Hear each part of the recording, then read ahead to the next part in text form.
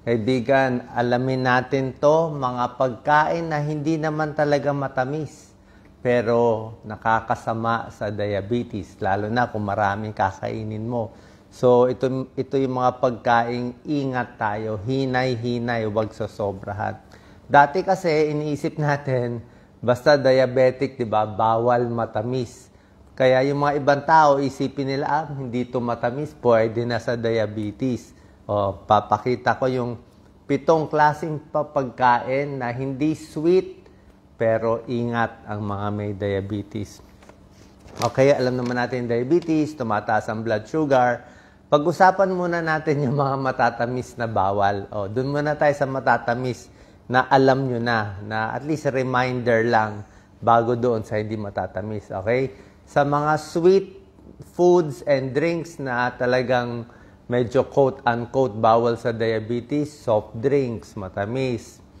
Iced tea, matamis, ang daming sugar yan. Basta sugary drinks, asukal, kahit anong may asukal. Ice cream, matamis, mga whipped cream. Chocolate, candy, matamis. Donut, naku, sobra tamis ang donut. Yung mga cake, mga pastries, lahat yan matatamis. Kahit yung mga juices na may added sugar, matamis din yan. So, alam na natin yan, di ba? Yan ang mga matatamis na hindi dapat damihan. Ngayon, ano naman itong 7 hindi matatamis? Pero ingat sa diabetes. Number 1, starchy vegetables. Alam niyo ba starchy vegetables? Yung mga gulay na maraming starch, maraming carbohydrates tulad ng patatas. 'Di ba? French fries, patatas, kahit baked potato, pag marami parang kanin 'yan patatas. Corn, healthy naman ang corn, pero ang corn parang kanin din 'yan. Hindi porke patatas, corn, pwede na lahat kakainin mo. Kalabasa is very healthy, 'di ba? May vitamin A sa mata, pero pag kumain ka ng marami niyan, carbohydrates din yan. Green peas. Okay? Patatas, corn, kalabasa, green peas, tawag yan starchy vegetables, parang kanin na yan. So, pwede ka kumain ito, pero bilang na yung kanin mo. Okay? Kung half cup ka na ng rice, half cup ka na ng corn, ay parang 1 cup na ang bilang natin doon. Okay? Ano naman ang mga vegetables na okay? Ang mga gulay na okay, syempre, yung talagang pwede sa diabetes, yung mga green leafy. Tulad ng kangkong, okay yan. Spinach, pwede yan, kahit marami. Talbos ng ampalaya, pechay, maganda yan. Malunggay, okra, especially ampalaya, di ba? Ampalaya, nakakababa nga ng blood sugar, okra. Pero itong mga green leafy na gulay, okay. Pero itong mga starchy tulad ng patatas, diba? Kahit kamote, kung masyado marami, parang kanin na rin. Tsaka ang tips nga natin, imbis na gawing prito o french fries, pwedeng steam na lang ang gulay o bake kasi yung prito ang hindi maganda. Okay? Number 1. Kaya yung iba sasabihin, ba't tumaas blood sugar ko? Hindi naman matamis kinakain ko. Ito, baka nandito sa listahan kinakain mo. Number 2, red meat and processed meat. Sabi mo, karne, hindi naman matamis. Pero may pag-aaral, 63,000 people pinag-aralan to sa Asia. Nakita nila, pag mahilig sa red meat, baboy, baka, hotdog, processed meat, lalo na prito, tumataas ang risk for diabetes, type 2 diabetes. Mas masama pa daw to sa babae. Yung mga babae, mas tumataas pa yung blood sugar nila. Bakit? Hindi pa mapaliwanag bakit yung karne na sobrang dami nakakakos ng diabetes, pero tingin nila sa pagluto, yung prito na high heat Tapos itong mga karne na to, processed meats, may nitrites, di ba? Alam nyo man yung nitrites, nitrates, preservative, takot tayo na baka cancer causing. Tsaka red meat, mataas din daw sa iron. Tsaka yung iron niya, yung heme iron Minsan daw, hindi maganda sa diabetes, nakakataas din ng blood sugar. Basta yun ang pag-aaral. Maraming meat, nakakakos ng diabetes, and nakakakos din ng higher risk for cancer. Hindi ko sinasabi kumain ka ng baboy baka magkaka-cancer agad, pero mas mataas yung risk. Okay? Kung may magrereklamo, yun talaga pag-aaral. Pero yung risk niya, syempre, for cancer, hindi tulad ng smoking. Pag nanigarilyo ka, ang taas ng risk for cancer. Kaya itong mga baboy baka, tataas din, pero hindi ganun kataas. Pero tumataas din.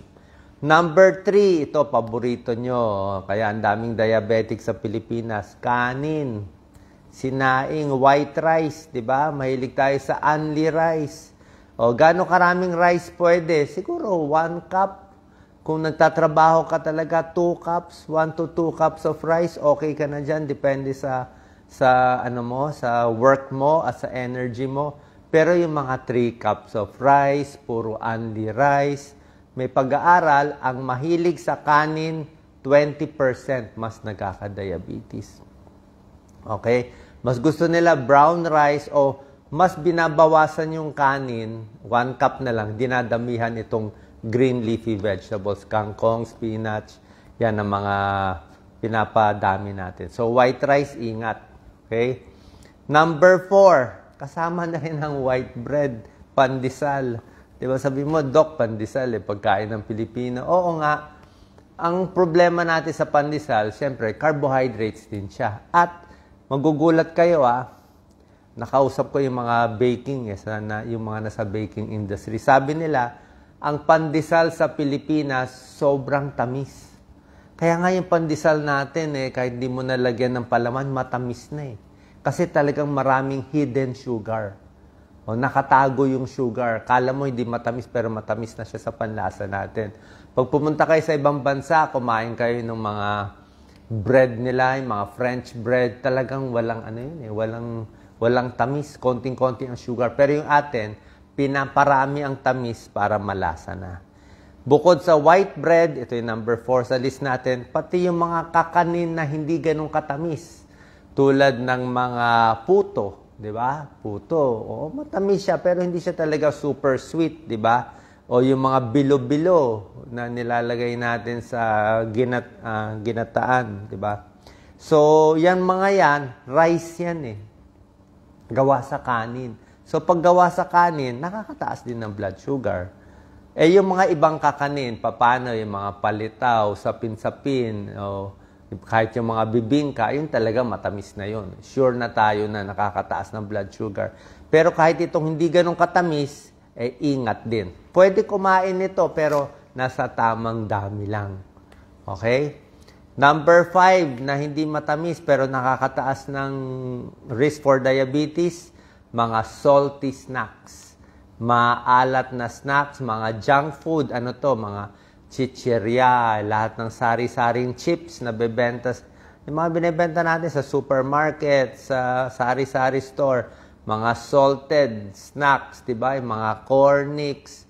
Kahit mani healthy, pero pag ginawa mong salted nuts, hindi na ganun ka-healthy. Diba? Popcorn healthy, pero pag dinamihan mo yung asin at butter, hindi na healthy. Kahit yung mga meat na salami, maraming salt lahat yan. So, mga junk food, bakit masama ang salty snacks? Siyempre, pag maalat, number 1, tataas ang blood pressure. High blood ka dyan.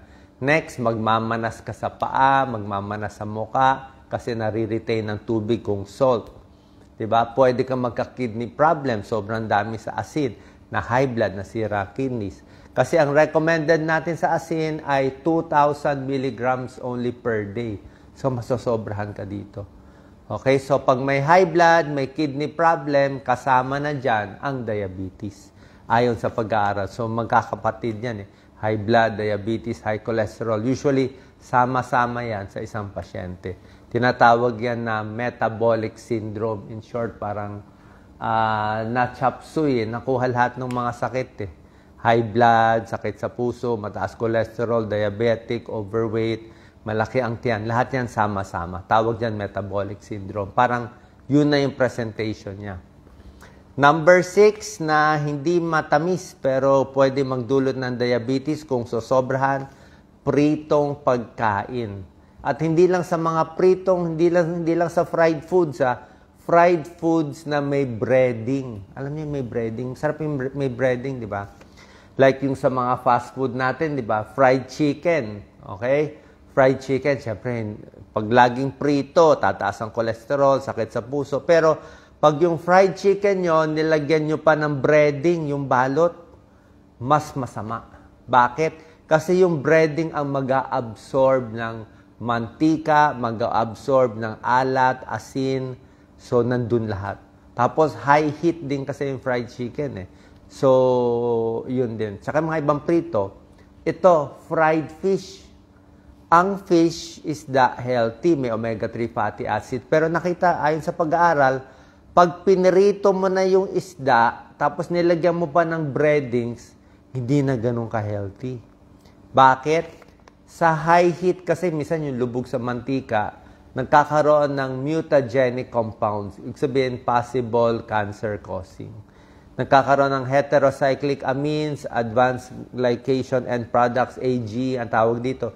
Ito yung mga bagong compound na nakita nila nagkokos ng diabetes.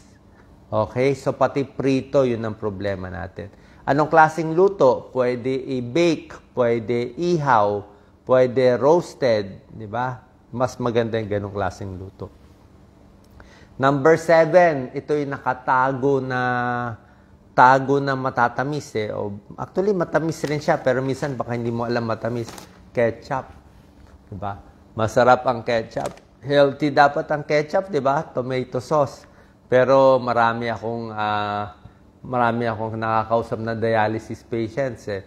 Bawal ang ketchup sa kanila. Kasi ang ketchup, kala mo lang hindi matamis, pero marami siyang sugar din. At yung ketchup, kala mo hindi siya maalat, super alat siya. High salt and high sugar nakatago sa ketchup. Hindi lang halata. Okay, yung mga sausawan, nakala natin okay lang.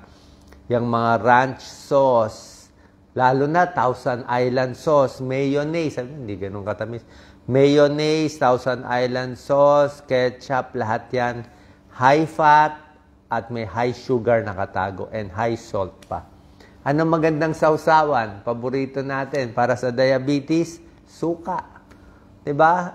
Apple cider vinegar, sukang puti, sukang dilaw, okay lang yan. May pag-aaral, diba? Yung tinuro ko sa inyo.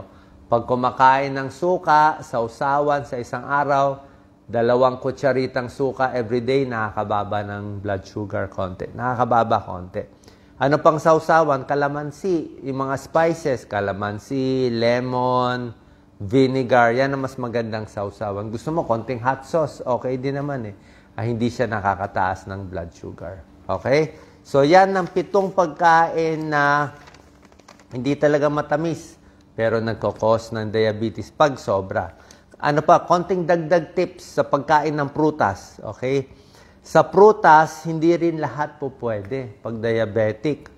Ayaw natin sa prutas yung overripe, yung hinog na hinog. Diba, minsan yun ang gusto natin, yung hinog na hinog, malapit na mabulok kasi matamis eh. Mas gusto mo, tamang hinog lang. Tapos, mas maganda ang fresh na prutas compared sa mga nasa lata. Lata, may syrup na yon, matamis na yon. Sa prutas, ang pinaka-pwede sa diabetes, mansanas talaga. An apple a day keeps the doctor away. Kahit ilang mansanas kainin nyo, okay yan, 2, 3 kung kaya nyo.